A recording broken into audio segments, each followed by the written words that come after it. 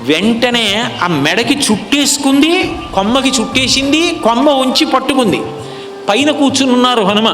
సూర్యే చాస్తంగతే రాత్రౌ దేశం సంక్షిప్య మారుతి వృషదంశకమాత్ర సన్ బభూవాద్భుత దర్శన. బొటనవేలు ఎంత ఉంటుందో అంత చిన్న స్వరూపంతో ఉన్నారు. ఆ సీతమ్మని చూసి అప్పటి వరకు పొంగిపోయిన ఆయన ఆ సీతమ్మని చూడగానే, అయ్య బాబోయ్, ఇంత దూరం వచ్చి వెతికాను, ఈ తల్లి మరణిస్తోంది, ఇప్పుడు నేను వెళ్ళి ఏం చెప్పాలి?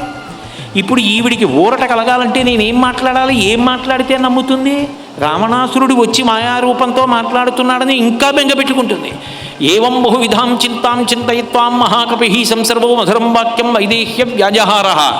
ఏది మాట్లాడినా ప్రమాదమేనని చెప్పి ఆయన తబ్బిబ్బైపోయి కొమ్మల్లో అటు ఇటు తిరిగేస్తున్నారు. ఎక్కడా ఆవిడ పూచిన శిశుపా వృక్షపు కొమ్మ విడిచిపెట్టేస్తుందో నన్న బెంగతో ఆలోచిస్తే ఆయనకి ఒకటే ఒక్క ఆధారం అనిపించింది. రామకథ మృత సంజీవని.